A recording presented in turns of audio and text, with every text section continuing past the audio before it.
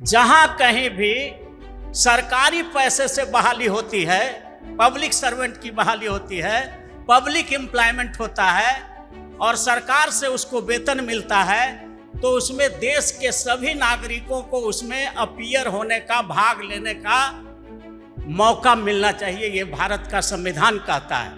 तो मैं तो कहता हूं कि आज़ादी के बाद जितने भी सुप्रीम कोर्ट के जज की बहाली इस कॉलेजियम सिस्टम से हुआ है, वो सब के सब असंवैधानिक बहाली है और उन सभी की बहालियां रद्द होनी चाहिए और उनके द्वारा किया गया जजमेंट भी असंवैधानिक घोषित होना चाहिए।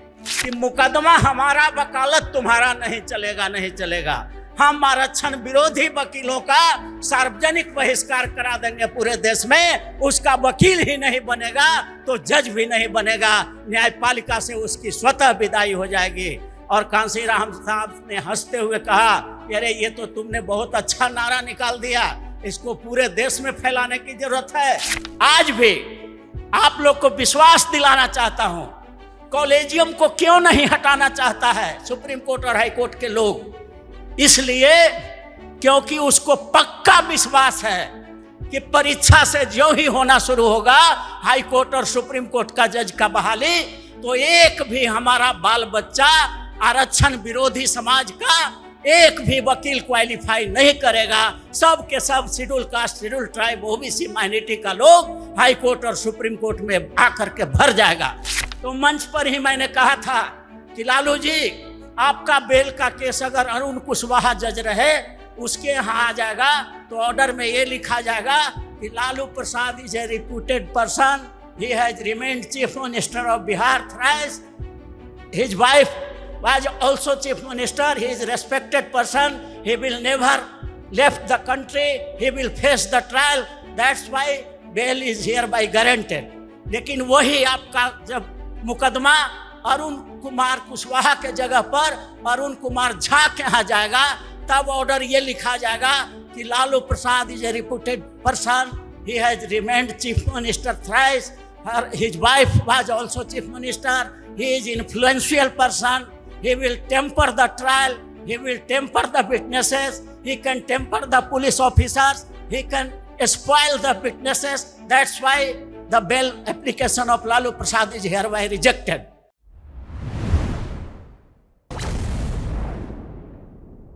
आपको मैं जानकारी के तौर पर बताना चाहता हूँ कि संविधान किसी भी व्यक्ति को यदि जज बनाना है तो 10 साल का एडवोकेट उसको एक मिनिमम एलिजिबिलिटी प्रिस्क्राइब करता है। आर्टिकल 124 और 217 में, हाई कोर्ट के लिए 217 और सुप्रीम कोर्ट के लिए 124 आर्टिकल में। लेकिन सुप्रीम कोर्ट ने 1992 के जजमेंट, 93 के जजमेंट के बाद, 1993 के जजमेंट के बाद उस एलिजिबिलिटी को 45 साल तक बना दिया है। वो एलिजिबिलिटी कुछ लोगों के लिए है और कुछ लोगों के लिए वो एलिजिबिलिटी ही नहीं है। जैसे मैं आपको बता रहा हूँ कि मैं जब से सुप्रीम कोर्ट आया हूँ, यादव साहब के पिछले 25 साल से रिपोर्टेड जजमेंट में देखता हूँ। हमारे सीनियर एडवोकेट रणबीर यादव साहब, जो उनके 25 साल पुराने से लेकर अब तक रिपोर्टेड जजमेंट मैंने कहीं देखा है। और मैं आपको बता रहा हूँ कि मोस्ट एलिजिबल KKL गौतम साहब जो पूरे देश भर से केसेस करते हैं। तो हमारे समाज में है थोड़े लॉयर, बट बहुत ब्रिलियंट लॉयर है हमारे सोसाइटी में। और यहाँ पे मैंने देखा कि चिंताला, तो आप देखेंगे साहब कि चिंताला को तो वहाँ के एक एडवोकेट जनरल साहब थे, उन्होंने प्रैक्टिस से रिटायर हो गए, ना इनके जाति समुदाय के हैं ना कुछ नहीं। इनका ब्रिलियंस देकर अपनी सारी प्रैक्टिस इनको हैंड ओवर कर दिया। तो आप देखेंगे वहाँ आंध्र प्रदेश, अनडिवाइडेड आंध्र प्रदेश के एडवोकेट जनरल थे, इनके जाति बिरादरी के नहीं है। कोर्ट में इनको जो है देखा कि ये बहुत ब्रिलियंट लॉयर है, पूरा practice, complete practice hand over कर दिया। He is a successor of advocate general in the both high courts. तो बहुत ब्रिलियंट लॉयर्स हमारे पास हैं, लेकिन मेरा ऐसा मानना है कि इनकी संख्या बढ़नी चाहिए। किसी भी हालत में आज यदि 60% ओबीसी का सिर्फ एक जज सुप्रीम कोर्ट में है तो हमारे लिए बहुत खतरे की बात है, हमारे अधिकारों की रक्षा नहीं हो पाएगी। बाबा साहब अम्बेडकर जब ओबीसी आरक्षण दे रहे थे तो संविधान सभा में बहुत बड़ा बवाल हुआ, क्योंकि संविधान सभा एनी क्लास ऑफ सिटीजन को आरक्षण दे रही थी। एनी क्लास ऑफ सिटीजन मतलब देश के किसी भी, इवन जो बाकी समुदाय है उसको भी आरक्षण का प्रावधान संविधान सभा कर रही थी। बाबा साहब ने जब ड्राफ्ट कॉन्स्टिट्यूशन बनाया अगस्त 1948 को, उन्होंने एनी क्लास ऑफ सिटीजन में any backward class of citizen लिख दिया, any backward class of citizen. और बैकवर्ड क्लास सिटीजन लिखते ही ओबीसी आरक्षण इस देश में लागू हो गया। बाबा साहब अम्बेडकर उसके लिए इतने अड़ गए थे बैकवर्ड वर्ड के लिए कि संविधान सभा को बाबा साहब के सामने झुकना पड़ा। वो चाहते थे कि बैकवर्ड वर्ड हटाओ, बाबा साहब ने कहा नहीं हटाएंगे। तो साथियों, ये हमारे अधिकारों की लड़ाई बहुत इंपॉर्टेंट है और गौतम साहब ने जो बहुत बेहतरीन विषय को छेड़ा है उसका मैं स्वागत करता हूँ और इसी तरह से मैं उनसे रिक्वेस्ट करता रहूँगा बार बार कि इस तरह के प्रोग्राम में हमारे साथ और सहयोग देते रहे हमेशा की तरह। नाउ मैं पटना से आए कुशवाहा साहब को, जो जंतर मंतर से लेकर तो देश भर में कॉलेजियम व्यवस्था के खिलाफ बड़ा आंदोलन कर रहे हैं, एक 2 महीने का जंतर मंतर पर इन्होंने आंदोलन किया है और इसीलिए बहुत अनुभवी माननीय अरुण कुशवाहा जी को मैं रिक्वेस्ट करता हूँ कि आओ अपनी बात आज के विषयों पर रखें ताकि सबका प्रबोधन हो। Thank you so much. Arun Kushwaha ji.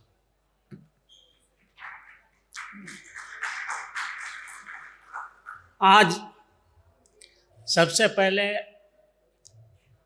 आज एक तरह से ये श्रद्धांजलि सभा है मान्यवर कांसीराम साहब का, और हम लोग शुक्रगुजार हैं ऐसे महामानव का जिन्होंने बाबा साहब को स्थापित किया भारत में।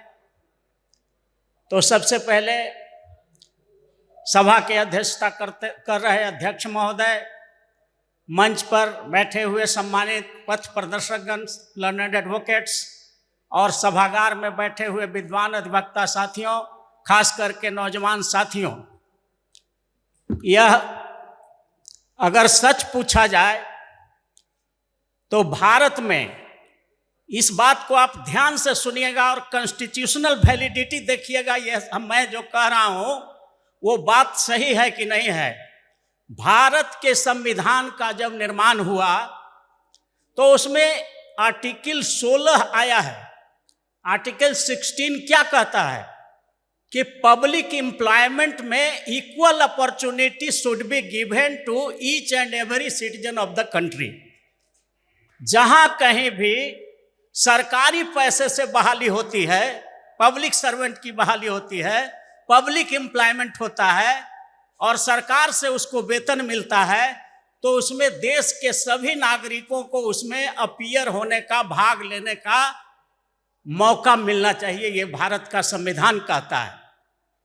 लेकिन आजादी के बाद सुप्रीम कोर्ट और हाई कोर्ट के जजेज की जो बहाली होती है, कभी आपने देखा कि सुप्रीम कोर्ट और हाई कोर्ट के जजों की इतनी संख्या खाली है देश में, वैकेंसी निकाला गया हो, पूरे देश भर के वैसे लॉयर्स को जो 10 बरस प्रैक्टिस कर लिए हैं उन सब को अपॉर्चुनिटी देने की बात कही गई हो, ऐसा हुआ ही नहीं। तो मैं तो कहता हूं कि आजादी के बाद जितने भी सुप्रीम कोर्ट के जज की बहाली इस कॉलेजियम सिस्टम से हुआ है, वो सब के सब असंवैधानिक बहाली है और उन सभी की बहालियां रद्द होनी चाहिए और उनके द्वारा किया गया जजमेंट भी असंवैधानिक घोषित होना चाहिए, क्योंकि वो जज बनने के जो बेसिक प्रिंसिपल था हमारा देश का डेमोक्रेटिक, उसका वायोलेट करके उनका चुनाव हुआ है। यहाँ देश के हाई कोर्ट और सुप्रीम कोर्ट के जजों का मनोनयन होता है कॉलेजियम के द्वारा, और कॉलेजियम का कहीं भी पूरे भारत के संविधान में कहीं भी जिक्र नहीं है। तो पूरे देश में लोकतंत्र जब हमने स्थापित कर दिया प्रियम्बुल में लिख दिया कि भारत लोकतांत्रिक देश होगा, तो फिर ये सुप्रीम कोर्ट और हाई कोर्ट में वंशवाद क्यों चल रहा है, कॉलेजियम क्यों चल रहा है? ये हम लोगों की नालायकियत था। कांसीराम साहब कहते थे कि जिस समाज में 5 एडवोकेट पैदा हो जाए, 5 इंजीनियर पैदा हो जाए, 5 जज पैदा हो जाए, वो समाज गुलाम नहीं रह सकता। आज हम हजारों की संख्या में भारत में वकील हैं, डॉक्टर हैं, इंजीनियर हैं, और आज भी हम इस देश के सुप्रीम कोर्ट और हाई कोर्ट से राजतंत्र को समाप्त नहीं कर पा रहे हैं। तो ये हमारी नालायकियत है, ये कांसीराम साहब कहते थे। सौभाग्य है मेरा कि मुझे कांसीराम साहब के साथ बिहार में काम करने का मौका मिला, और उन्होंने एक बार हमें जबरदस्ती चुनाव भी लड़वाया। बिहार का पटना का एक क्षेत्र है, दानापुर विधानसभा क्षेत्र। तो उन्होंने कहा कि देखो कुशवाहा, तुमको मैं ऑर्डर कर रहा हूं कि तुमको दानापुर उपचुनाव हो रहा है, उसमें तुमको मैं प्रत्याशी बना रहा हूं विधानसभा चुनाव का। हमने कहा कि साहब हम तो पॉलिटिकली कुछ एक्टिव हैं नहीं, क्यों आप हमको कह रहे हैं? तो नहीं, मैं जानता हूं तुम पॉलिटिकल एक्टिविस्ट नहीं हो पॉलिटिक्स में, लेकिन मेरा आदेश है तुमको लड़ना है। और उन्होंने जबरदस्ती बहुजन समाज पार्टी से हमको दानापुर से चुनाव लड़वाया, और इस शर्त के साथ लड़वाया कि मेरे पास पैसा नहीं है। कांसीराम साहब ने कहा मेरे पास पैसा नहीं है, तो तुमको अपने बल पर जितना होगा लड़ना होगा। मैंने उनके आदेश को माना। दानापुर विधानसभा चुनाव क्षेत्र से 2002 में, आज भी नेट पर देखिएगा, मैं 3रा पोजीशन पर वहाँ था।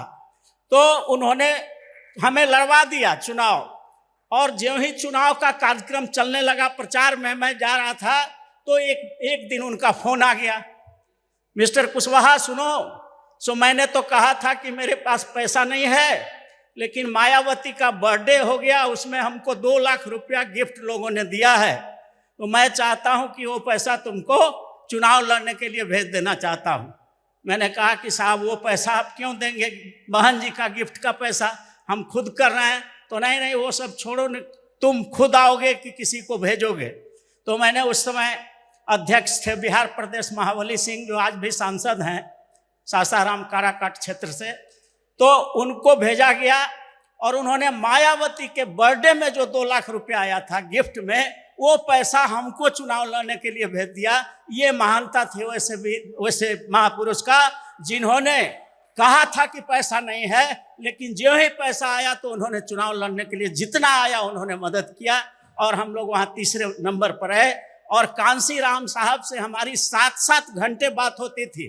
पटना में आते थे, पाटलिपुत्रा होटल है जस्ट हाई कोर्ट के बगल में, वो हमको खबर करवाते थे कहाँ गया वो न्यायपालिका में आरक्षण वाला जो कुशवाहा है, उसको बुलाओ।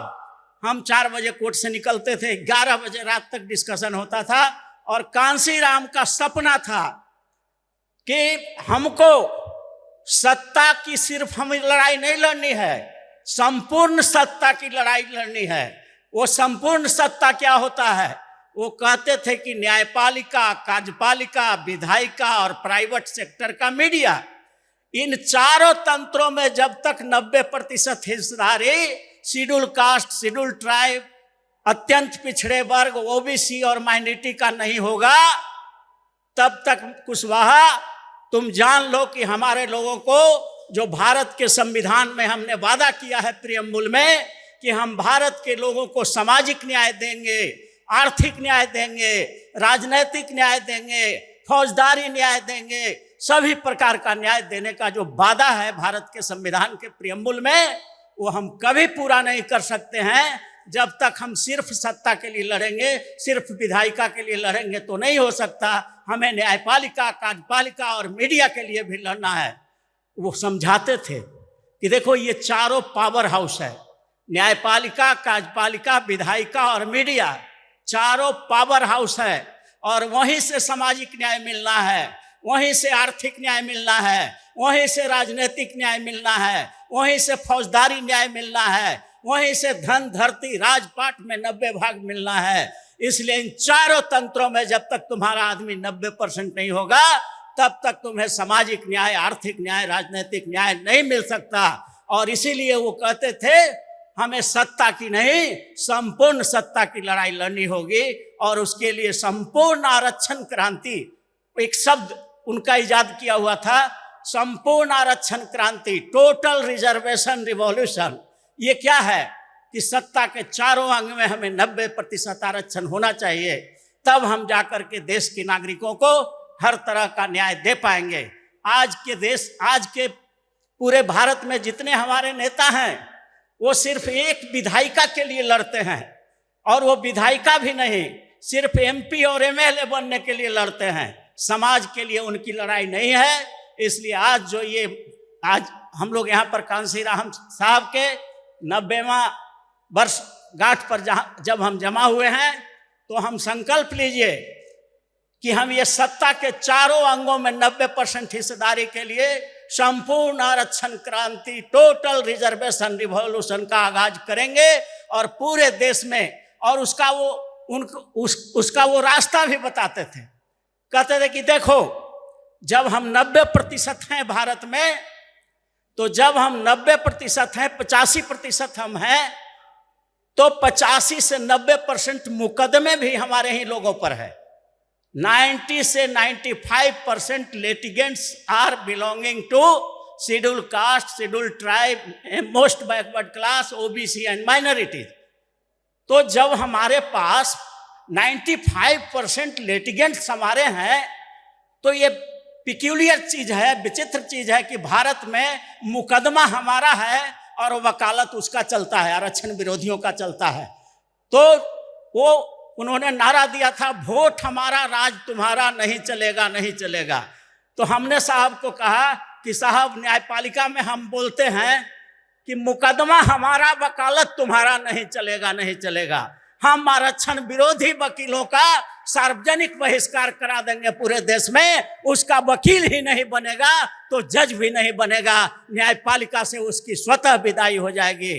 और कांशीराम साहब ने हंसते हुए कहा, अरे ये तो तुमने बहुत अच्छा नारा निकाल दिया, इसको पूरे देश में फैलाने की जरूरत है। जिस तरह से आरक्षण विरोधियों का नेता गांधी अंग्रेजों को भगाने के लिए उन्होंने नॉन कोऑपरेशन मूवमेंट चलाया था, याद होगा, असहयोग आंदोलन चलाया था, उसी तरह से तुम लोग न्यायपालिका में आरक्षण के लिए असहयोग आंदोलन चलाओ कि जब तक सुप्रीम कोर्ट और हाई कोर्ट में 90% जज नहीं बन जाता, तब तक आरक्षण विरोधी समाज का एक भी आदमी आरक्षण विरोधी वकीलों को नहीं रखेगा, आरक्षण समर्थक समाज का लोग। और उस नारा को बुलंद करो। आप लोग एक बार नारा लगाइए गर्मजोशी से, खाली आपको बोलना है, नहीं चलेगा नहीं चलेगा। मुकदमा हमारा, वकालत तुम्हारा, मुकदमा हमारा, वकालत तुम्हारा। 10 का फैसला 90 पर, नहीं चलेगा नहीं चलेगा। अगर हमको न्यायपालिका में कब्जा करना है तो आरक्षण विरोधी वकीलों का पूरे देश में बहिष्कार करा दो। अगर मीडिया में कब्जा करना है तो आरक्षण विरोधी मीडिया को, आरक्षण विरोधी चैनलों को अपने घर में खोलना बंद कर दो। तुम 90% हो, उसका चैनल का TRP गिर जाएगा, वो स्वतः उसका चैनल बंद हो जाएगा। अगर आरक्षण विरोधी न्यूज़पेपर को खरीदना आप बंद कर दोगे तो तुम 90% हो। जिस समय तुम उसका बहिष्कार कर दोगे, पेपर खरीदना, न्यूज़पेपर बंद कर दोगे, तो उसका न्यूज़पेपर भी बंद हो जाएगा, उसको एडवर्टीजमेंट मिलना भी बंद हो जाएगा। तो ये तुम्हारे हाथ में है, और बाबा साहब ने आरक्षण का हथियार दे दिया है। तो तुम न्यायपालिका में कब्जा करना है तो आरक्षण विरोधी वकीलों का बहिष्कार करो, मीडिया में कब्जा करना है तो आरक्षण विरोधी चैनलों को मत खोलो, आरक्षण विरोधी न्यूज़पेपर को पढ़ना बंद करो, खरीदना बंद करो। और उसी तरह से आरक्षण लो, विधायिका में आरक्षण दे ही दिया है, विधायिका में भी रिजर्वेशन के सीमा को बढ़ाओ, 90% करो, चूंकि आबादी के हिसाब से होना चाहिए। तो उसी, और आपने देखा बिहार में हम लोगों ने आंदोलन चलाया तो आज आरक्षण को बढ़ा करके बिहार में 75% कर दिया गया है। जनगणना भी जातीय हम लोगों के यहाँ हो गया है बिहार में। तो ये सब लड़ाई का फल है, इसमें कांशीराम साहब का बहुत बड़ा योगदान है। उन्होंने जो, और बिहार में एक नेता और हुए थे, बिहार लेलिन अमर शहीद जगदेव प्रसाद, उनका भी नारा दिया हुआ था कि 100 में 90 शोषित है, 90 भाग हमारा है, 10 का शासन 90 पर, नहीं चलेगा नहीं चलेगा। तो ये सब जो बातें बिहार में उठी उसका लौ पूरे देश में गया और आज बिहार ने आरक्षण को बढ़ा करके 75% कर दिया है। और हमने सुप्रीम कोर्ट, हाई कोर्ट जजेज अपॉइंटमेंट रिजर्वेशन बिल एक विधेयक तैयार करके रखा है। उसका कॉपी अगर आप लोगों का मोबाइल नंबर रजिस्टर से मिल जाएगा तो उस विधेयक की कॉपी हम लोग सब पर भेज देंगे, व्हाट्सएप पर, ईमेल पर। और आप लोग उस विधेयक को पारित कराने के लिए हर जगह धरना और प्रदर्शन शुरू करिए कि जिस तरह से एक उल्टा विधेयक था जन लोकपाल बिल, अन्ना हजारे ने जन लोकपाल बिल पारित कराने के लिए जैसे आंदोलन खड़ा कर दिया, तो हमारा तो जेन्युइन अधिकार है सुप्रीम कोर्ट, हाई कोर्ट आरक्षण विधेयक को पारित कराने के लिए आप लोग पूरे देश में आंदोलन चलाइए। इस न्यायपालिका से जिस दिन आरक्षण विरोधी ताकतों का सफाया हो गया, आप सभी वकील लोग हैं, मैं भी 33 वर्ष से वकालत कर रहा हूं पटना हाई कोर्ट में। एक बार पटना हाई कोर्ट में डिबेट हुआ, कॉन्स्टिट्यूशनल डिबेट हुआ, whether Indian constitution became failure और success in 50 years of independence. उसमें मैं टॉप कर गया। वहाँ सब फॉरवर्ड क्लास के वकील भरे हुए थे, उसमें एक से एक दिग्गज जजों के बेटा थे। लेकिन जब स्पीच मेरा हुआ इंग्लिश में उसमें सर्टिफिकेट मिला है। डीपी वाधवा साहब सुप्रीम कोर्ट के जज थे, सब जानते हैं आप लोग, उन्हीं के सिग्नेचर से टॉपर पटना हाई कोर्ट का कॉन्स्टिट्यूशनल मैटर का एक्सपर्ट के रूप में हमें सर्टिफिकेट दिया गया, कप दिया गया। तो मेरिट में हम कहीं कम नहीं हैं, इसलिए अपने मनोबल को ऊंचा रखिए। सिर्फ बेईमानी से वो लोग जज बनना है। आज भी आप लोग को विश्वास दिलाना चाहता हूं, कॉलेजियम को क्यों नहीं हटाना चाहता है सुप्रीम कोर्ट और हाई कोर्ट के लोग? इसलिए क्योंकि उसको पक्का विश्वास है कि परीक्षा से जो ही होना शुरू होगा हाई कोर्ट और सुप्रीम कोर्ट का जज का बहाली, तो एक भी हमारा बाल बच्चा आरक्षण विरोधी समाज का एक भी वकील क्वालिफाई नहीं करेगा। सब के सब schedule caste, schedule tribe, OBC minority का लोग हाई कोर्ट और सुप्रीम कोर्ट में आकर के भर जाएगा, ये पक्का विश्वास है। नहीं तो एक साधारण भी ईमानदार आदमी होगा तो कहेगा कि भारत में लोकतंत्र चल रहा है और लोकतंत्र में हम पिछले दरवाजे से चुपके मनोनयन द्वारा हाई कोर्ट और सुप्रीम कोर्ट का बहाली कर रहे हैं। देश का नाम शर्म से झुक जाता है जब इंटरनेशनल कम्युनिटी में ये बात जाती है कि वहाँ तो हाई कोर्ट और सुप्रीम कोर्ट में डेमोक्रेसी है ही नहीं, वहाँ राजतंत्र चलता है। तो इस राजतंत्र को खत्म करने के लिए हम लोगों को, वकीलों को आगे आना होगा। सुप्रीम कोर्ट, हाई कोर्ट जजेज अपॉइंटमेंट रिजर्वेशन बिल को पार्लियामेंट से पारित कराने के लिए देशव्यापी आंदोलन हम लोग तो चला ही रहे हैं। आप सब लोग जो जहां हैं वहां से शुरू करें। बिल की कॉपी हमने मान्यवर हमारे सीनियर जो रवि बाबू हैं उनके अथी पर भी व्हाट्सएप पर भेजा है। हम कॉपी लेकर के बहुत लोगों को कोशिश करेंगे और आप उसका अध्ययन करें। और इस तरह से आप सुप्रीम कोर्ट पर 34 में से 30 जज जिस दिन सुप्रीम कोर्ट में आपका बन जाएगा, अपने आप फैसला बदल जाएगा। आप सब लोग अनुभवी हैं, दुनिया में कोई ऐसा मुकदमा नहीं है जिसको अलाउ करने के लिए ग्राउंड नहीं हो और जिसको डिसमिस करने के लिए ग्राउंड नहीं है। दुनिया में कोई ऐसा मुकदमा नहीं है जिसको अलाउ किया नहीं जा सकता, डिसमिस दोनों पक्ष में ग्राउंड होते हैं। तो it totally depends upon the mindset of the जज कि वो क्या चाहता है। अगर जज चाहता है तो बेल अलाउ होगा, चाहे केस कैसा भी क्यों ना हो। अगर जज नहीं चाहता है तो बेल नहीं अलाउ होगा। हमने एक भाषण में लालू प्रसाद जी बैठे हुए थे, हमारे बिहार में एक मीटिंग थी। मैं राजद का लीगल सेल का भी अध्यक्ष उपाध्यक्ष हूँ, बिहार का राष्ट्रीय जनता दल का। तो मंच पर ही मैंने कहा था कि लालू जी, आपका बेल का केस अगर अरुण कुशवाहा जज रहे उसके यहाँ आ जाएगा तो ऑर्डर में ये लिखा जाएगा कि Lalu Prasad is a reputed person, he has remained chief minister of Bihar thrice, his wife was also chief minister, he is a respected person, he will never left the country, he will face the trial, that's why bail is hereby guaranteed। लेकिन वही आपका जब मुकदमा अरुण कुमार कुशवाहा के जगह पर अरुण कुमार झा के यहाँ जाएगा तब ऑर्डर ये लिखा जाएगा कि Lalu Prasad is a reputed person, he has remained chief minister thrice, his wife was also chief minister, he is influential person, he will temper the trial, he will temper the witnesses, he can temper the police officers, he can spoil the witnesses. That's why the bail application of Lalu Prasad is hereby rejected. दोनों order आप अलग अलग पढ़िएगा तो justified नजर आएगा। इसलिए जज क्या चाहता है वही होता है, कानून दोनों पक्ष में होता है। इसलिए जज बनाना आज पूरे देश में schedule caste, schedule tribe, OBC, अति पिछड़ा, माइनॉरिटी का वकालत क्यों नहीं चलता है हाई कोर्ट, सुप्रीम कोर्ट में? यही कारण है, यही कारण है। चेहरा देखता है, जो ही आप बढ़ने लगेंगे तो आपका कैरियर रियूंड किया जाता है। मेरिट केस अगर रहेगा, मेरिटोरियस भी रहेंगे, आप हर तरह से भी बहस करेंगे तो वो नेगेटिव पॉइंट लिखा करके आपका डिसमिस कर देगा। आप क्या कर लेंगे? आप ऊपर जाएंगे। इसलिए हम लोगों को अब भरोसा नहीं है इन सुप्रीम कोर्ट के आरक्षण विरोधी न्यायाधीशों पर। हमें 34 में से 30 पद हमारा SC, ST, MBC, OBC और माइनॉरिटी का रिजर्व होना चाहिए। अब वो कहेगा कि जज में रिजर्वेशन होगा, वो तो कॉन्स्टिट्यूशनल इंस्टीट्यूशन है। तो जरा इन बेईमानों से पूछिए पार्लियामेंट क्या है? पार्लियामेंट कॉन्स्टिट्यूशनल इंस्टीट्यूशन नहीं है। वहाँ शेड्यूल कास्ट, शेड्यूल ट्राइब के लिए सीट रिजर्व है कि नहीं है? तो जब पार्लियामेंट में रिजर्वेशन हो सकता है तो सुप्रीम कोर्ट में क्यों नहीं हो सकता है? इनकी बेईमानी तो साफ झलकती है। और जहाँ तक मेरिट की बात करते हो, मेरिट में हमेशा schedule caste, schedule tribe, MBC, OBC और माइनॉरिटी ही आगे रहा है। थोड़ा सा हम लोग मूल निवासी के चश्मा से बाहर निकल करके बात करें तो इस देश का रामायण कौन लिखा?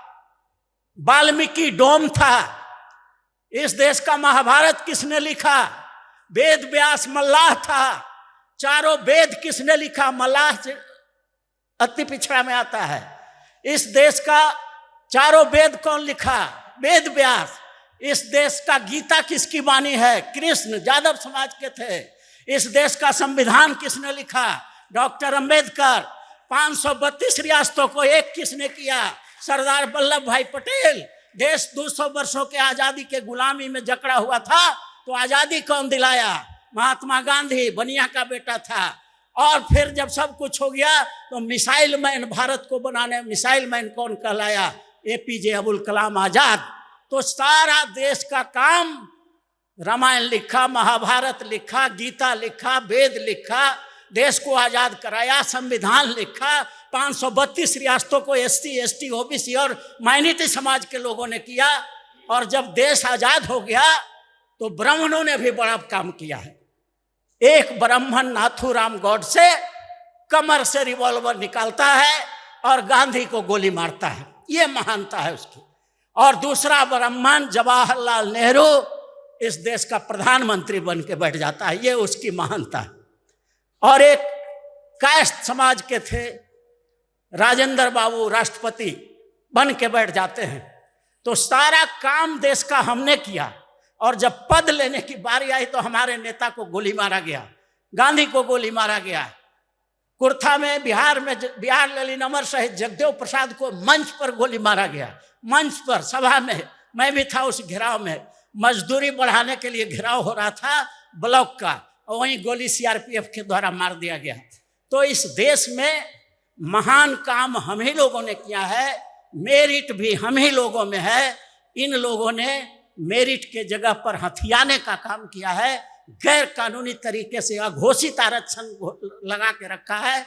इसलिए हम लोगों को एक बार इस बात के साथ कि वक्त गुलशन को पड़ा था तो लहू से सींचा हमने, कितने महान काम हमने किया, अभी गिनवाया। वक्त गुलशन को पड़ा था तो लहू से सींचा हमने, और आज जब बहार आई है तो कहते हो तेरा काम नहीं। और हम लोगों को आरक्षण देने में भी भारी पड़ रहा है इन लोग को। हम लोग लेंगे, ये हमारे हाथ में है। इन्हीं बातों के साथ आपसे विदा लेते हुए नमो बुद्धाय, जय भीम, जय भारत, धन्यवाद।